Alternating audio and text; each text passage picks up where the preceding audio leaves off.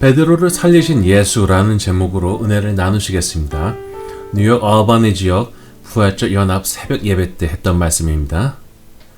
오래전에요, 상당히 마음이 힘들었던 적이 있었습니다.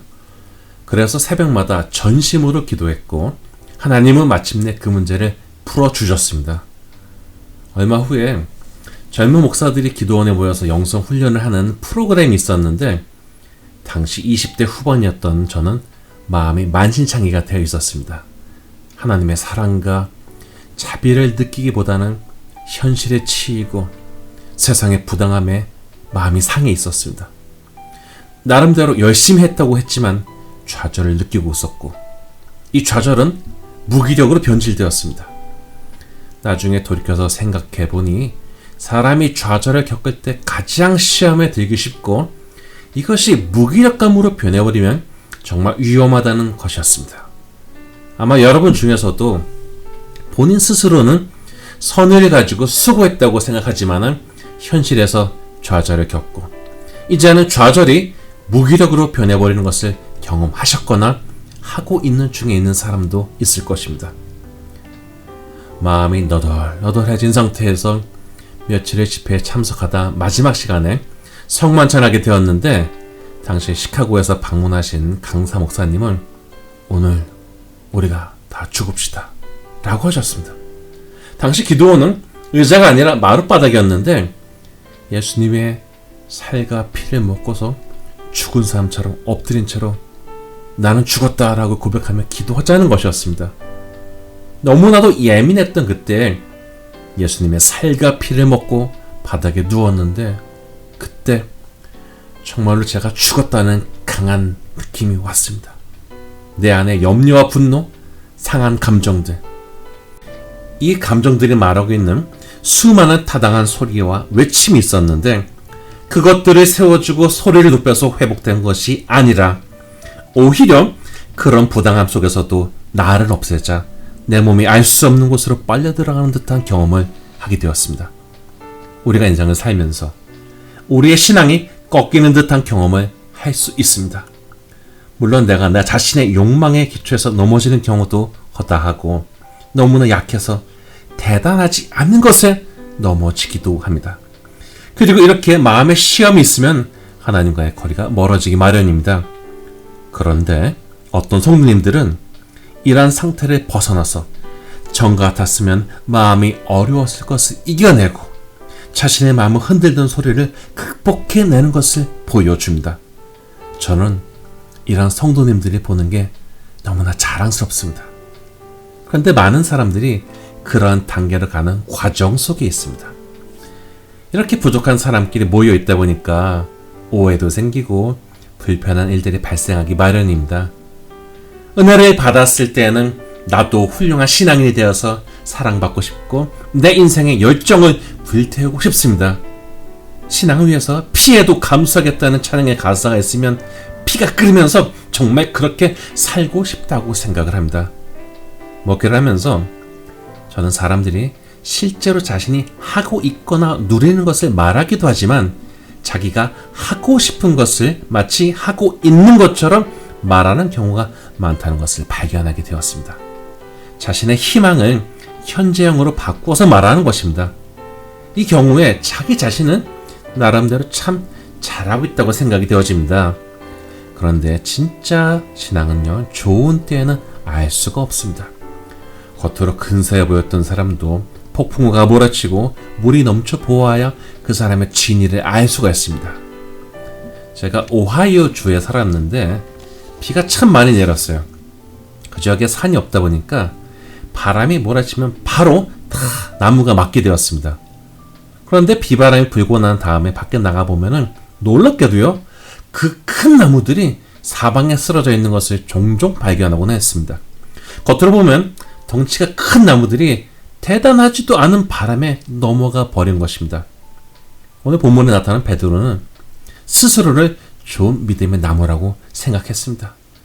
예수님께서 자신의 순환을 말씀하셨을 때 여기에 누구보다도 강하게 자신의 단단함을 강조하였던 사람이 베드로였습니다. 마태복음 26장 33절에 베드로는 이렇게 말합니다. 모두 주를 버릴지라도 나는 결코 버리지 않겠습니다. 오늘날 우리의 냉정한 상태는 우리가 스스로 말하는 것보다 자신을 채우고 있는 알맹이가 없다는 것입니다. 자기는 나름대로 좋은 신앙인이라고 이렇게 저렇게 남과 비교해서 또는 자신이 한 것을 최대한 끌어다가 스스로를 포장하지만 정작 자기를 단단하게 채운 것이 없다는 것입니다. 이렇게 내부가 허약하니 폭풍우가 몰아치게 되면 넘어져 버리고 마는 것입니다. 우리는 또한 리더들이 약한 모습을 보인 것에 실망해서 의지가 꺾이는 경험을 하게 되고 결국은 진짜 실력이 아니라 겉으로 괜찮은 척 살아가기도 합니다. 그런데 우리 안에 있는 양심은 우리 스스로를 보게 합니다. 하나님의 빛이 우리 스스로의 어두움을 비추면서 한편으로는 부끄럽다는 생각을 하게 되고 동시에 우리의 대적인 사탄은 이러한 우리가 수치에서 벗어나지 못하도록 더더욱 우리를 사슬로 끌어냅니다. 그 실력에 네가 무슨 그리스도이냐? 라는 것이죠. 요한복음 13장 37절을 보니 베드로는 주를 위하여 내 목숨을 버리겠습니다 라고 합니다. 아마 베드로의 마음은 진심이었을 것입니다. 우리가 주를 위해서 헌신하겠다고 찬양하고 눈물을 흘리면서 기도하는 시간에 그 마음은 진심일 것입니다. 그러나 신앙은 순간의 진심만 가지고 되는 것이 아닙니다. 정말 어려움이 올 때 스스로를 지킬 만한 힘이 있어야 합니다. 그러나 현실에서 그러한 힘을 얻은 사람은 많지 않습니다. 그렇다면 어떻게 해야 한단 말입니까? 현실이 무섭고 당장 손해보는 것이 염려가 되는데 주님 앞에서 우리는 모두 부끄러운 모습을 가지고 있습니다. 자기 스스로는 잘해왔다고 생각해도 상당 부분은 자기 기만이거나 과다 인식된 것일 수 있습니다. 주를 위해서 목숨까지 걸겠다고 소리치던 베드로는 자신을 막아선 어린 여자종 앞에서 자기 살겠다고 예수를 3번 부인하고 저주까지 하였습니다. 그러니 마음속에 얼마나 큰 수치심과 자기감이 스스로를 짓눌렀겠습니까? 예수님이 부활하신 것은 성경에 나타난 가장 기쁜 사건입니다. 그런데 베드로는 예수님의 부활 소식을 듣고 기뻐하기보다는 마음이 불편했습니다. 자신이 저지른 잘못이 있기 때문이었습니다. 오늘날 예수님에 가까이 하고 싶은 마음도 있지만 자신의 과거와 수치심 때문에 주님 앞으로 기꺼이 나아가지 못하는 수많은 연약한 영혼들이 있습니다. 다니엘서 12장 2절에 보면 영생을 얻는 사람도 있고 수치를 당해서 영원히 부끄러움을 당할 자도 있을 것이라고 합니다. 여기에 덧띄어 많은 사람을 옳은 대로 돌아오게 한 자는 별과 같이 영원토록 빛나리라고 합니다. 우리 안에 약함으로 인해 생긴 수치, 이 민망함, 이 어려움, 주님과의 거리, 이것을 깨어부수고 주님과 바로 연결하는 것이 주님의 부활이 우리에게 주시는 힘입니다.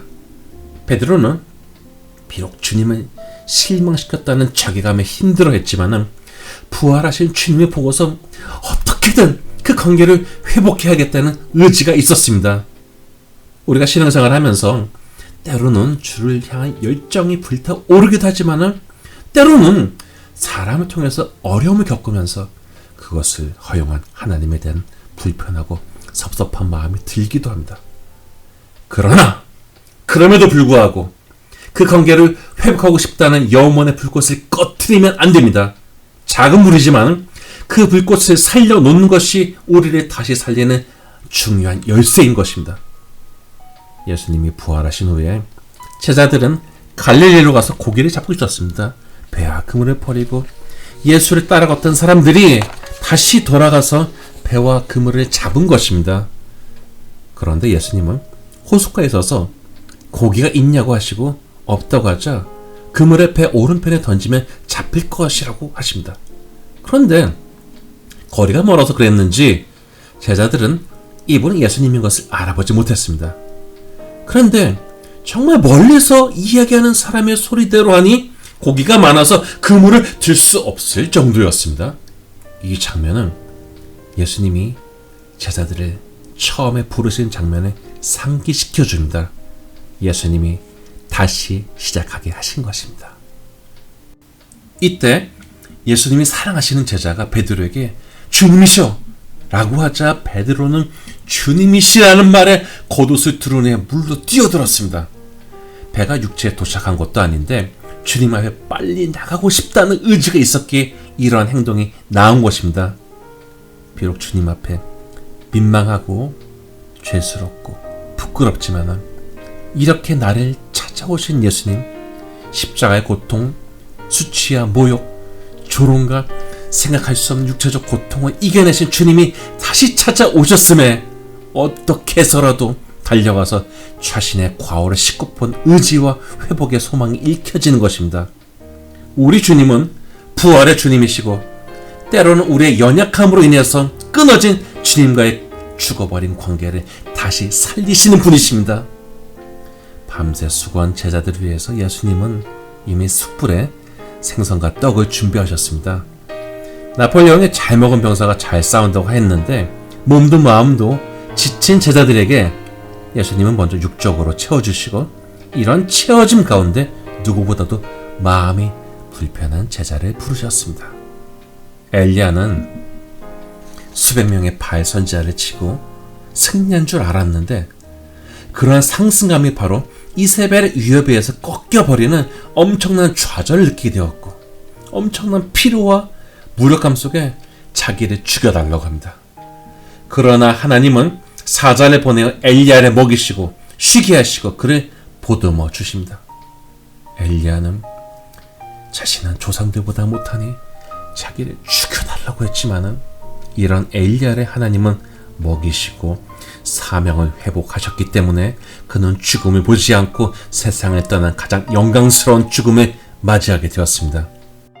학창시절에 남성중창단 생활을 오래 했는데 그때 저희가 처음 부른 노래가 병거 타고 가겠네 라는 흑인 연가였습니다. 비루하고 비참한 최후가 아니라 영광 가운데 세상을 떠난 엘리야의 모습을 수많은 사람들이 사모하였던 것입니다. 준비됐나 형제요? 그럼. 세상 떠나 준비됐나? 그럼. 그대 주님 뵙고 싶나? 나 하늘병거 타고 주배로 가겠네. 누가 준비된 자입니까? 비록 좌절도 있었고 스스로의 연약함의 수치를 느끼기도 했지만은 우리의 죽어버린 영혼을 다시 살리신 주님을 통해서 힘을 얻은 사람, 주님이 주신 삶을 의미 있게 살면서 자신의 싸움을 이기고 그 승리를 가지고 주님의 나라가 확장되는 것에 힘을 실어준 자랑스러운 성도이지 않겠습니까? 사망의 권세를 이기고 살아나신 예수님은 이제 그 마음과 소망이 죽어버린 제자들을 찾아가셔서 부활의 능력과 소망을 보여주셨습니다. 그리고 전에는 예수님이 잡히셨을 때 어찌할 바를 모르고 도망가기에 바빴던 제자들이 부활을 목격하고 거기에 성령을 받아서 이제는 자신들이 잡혀가도 당당히 맞서게 되었고 이것이 그들의 기쁨이요 자랑이 되었습니다. 사도행전 5장 41에서 42절에 보면 공회에 끌려가서 예수를 전하지 말라고 협박당하고 채찍질을 당한 제자들이 돌아와서 한 일에 대해서 이렇게 적고 있습니다. 사도들은 그 이름 위하여 능력을 받은 일에 합당한 자로 여기심을 기뻐하면서 공회 앞을 떠나니라. 그들이 날마다 성전에 있든지 집에 있든지 예수는 그리스도라고 가르치기와 전도하기를 그치지 아니하니라. 부활을 통해서 우리는 조금 손해보고 있는 것만 세고 있거나 마음이 상한 것에 잡혀있는 자가 아니라 오히려 신앙 위에서 손해보고 어려움을 겪는 것을 뛰어넘을 수 있는 자가 되는 것이 진정한 믿음임을 알아야 합니다. 우리의 주님은 사명을 회복시키시고 죽은 자, 마음이 죽은 자도 살리시는 분이십니다. 예수님께 어떻게든 마음을 얻으려고 배에서 뛰어내리기까지 한 베드로였는데 그의 마음속에 자신이 품고 있는 수치가 주님 앞에 나가는 것을 어렵게 했습니다. 모두가 식사를 마친 후에 예수님은 마음이 불편한 베드로, 주님 앞에 고개를 들기 어려운 제자에게 너 왜 그렇게 했어? 라고 따지지 않으셨습니다. 예수님은 너 그때 이렇게 말해놓고 왜 행동을 이렇게 했냐? 라고 평가하거나 신문하지 않으셨습니다. 우리는 남과 불편한 일이 있으면 아주 디테일한 것도 다 생각해내서 그가 쏟은 말들을 다 비교하고 분석하고 평가합니다. 결론은 뭡니까? 그 사람 나쁜 사람이라는 거지 않습니까? 그런데 주님은 베드로의 행동을 분석하시고 평가하신 것이 아니라 아주 근본적인 질문을 하십니다. 그것은 비록 베드로가 창피한 일도 경험하고 지금도 마음이 불편하지만 예수님을 사랑하냐는 것입니다. 우리도 주님 앞에서 자신이 저지른 잘못에 대해서 수천 가지도 넘는 변명을 할 것입니다. 그런데 어느 순간 성령 우리에게 그러한 변명이 의미 없는 것임을 알게 해주시고 순간 우리는 당황하게 되고 초조해지면서 마음의 짓눌림을 경험하게 됩니다. 주님이 우리에게 질문하시는 것은 우리의 수많은 변명을 듣고 싶으신 것이 아닙니다. 우리가 주님을 사랑하느냐는 것입니다. 비록 수치심에 짓눌린 베드로지만 예수님은 15절에 보니까 이 사람들보다 나를 더 사랑하느냐? 라고 하십니다. 여러분도 신앙생활을 하면서 주님과의 관계 속에서 자신의 요청과 기대대로 일이 되지 않았음에 실망하기도 하고 충동하는 유혹에 넘어가서 혹은 그럴듯한 미혹에 넘어가서 실망시키는 일들을 저질렀을 것입니다. 그런데 주님의 질문은 여전히 주님을 남보다 더 많이 사랑하고 있냐는 것입니다. 여기에 대해서 베드로는 그렇다고 대답했고 예수님은 내 어린 양을 먹이라고 사명을 부여하셨습니다. 비록 베드로가 수치스러운 행적을 가졌지만은 예수님을 사랑한다는 고백을 들으시고 여전히 그가 주님의 일꾼임을 인정해 주시고 그에게 사명을 주신 것입니다. 성경에 나타난 사랑은 한 번 더 기회를 주는 것으로 나타납니다. 탕자가 건방지고 방탕하게 살았지만 아버지에게 돌아온 그 회심만으로도 그를 회복시키고 다시 기회를 주신 아버지처럼 우리 주님은 주님 앞에서 다시 기회를 얻기를 소망하는 그 마음을 쳐버리지 아니하십니다. 예수님은 베드로에게 확신을 주시기 위해서 같은 질문을 3번이나 반복했습니다. 궁금해서가 아니라 확신을 주기 위해서 물으셨던 것입니다. 17절에 보니까 3번째 같은 질문을 드는 베드로가 예민해져서 근심이 생겼지만은 주님, 모든 것을 아시니 제가 주님을 사랑하는 줄 주께서 아십니다. 라고 합니다. 예수님은 3번째로 베드로에게 주시는 사명을 확인해 주십니다.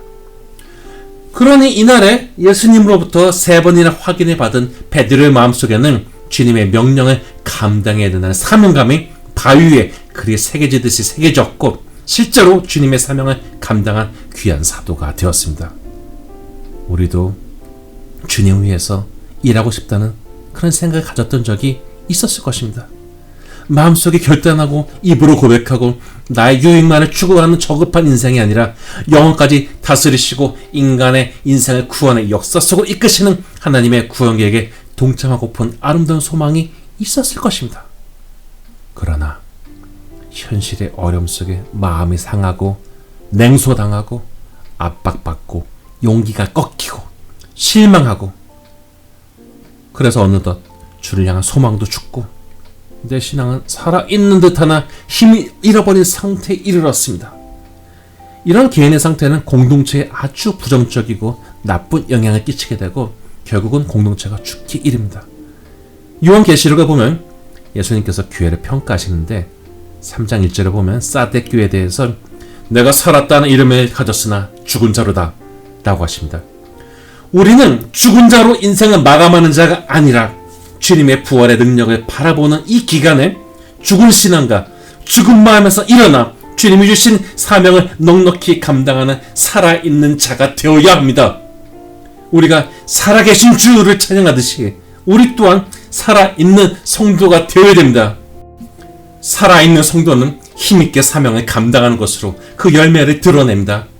자기 마음도 하나 추스리지 못해서 쩔쩔매는 수준을 넘어서서 그 살아있는 능력이 퍼져나가 여러 사람을 살리는 자가 되어야 됩니다. 주님이 말할 수 없는 고통의 값을 통과해서 드러내신 부활의 능력의 가치를 알고 그 귀한 보물을 영혼에 심는 귀한 일들이 오늘 함께 하시기를 축복합니다. 이사야 61장 3절을 읽겠습니다. 슬퍼하는 자에게 화관을 주어 그 죄를 대신하며 기쁨의 기름으로 그 슬픔을 대신하며 찬송의 옷으로 그 근심을 대신하시고 그들이 의의 나무 곧 여호와께서 심으신 그 영광을 나타낼 자라 일컬음을 받게 하려 하심이라. 한 번 사는 인생인데 주님의 사랑을 신뢰하고 부활의 능력을 누리며 힘차게 살아있는 인생이 되어서 제가 주님을 사랑합니다. 저에게 주신 것을 잘 감당하고 돌아옵니다. 라고 고백하는 준비되어진 삶의 소유자가 되어야 할 것입니다. 바라옵기는 부활의 주님을 만나서 사랑을 고백하고 주님이 주신 용서와 사명 속에 새 삶을 얻은 성도가 되어서 그 생명의 힘이 인생을 이끄는 하늘에서 영원히 빛나는 별과 같은 성도가 다 되시기를 주님의 이름으로 축원합니다.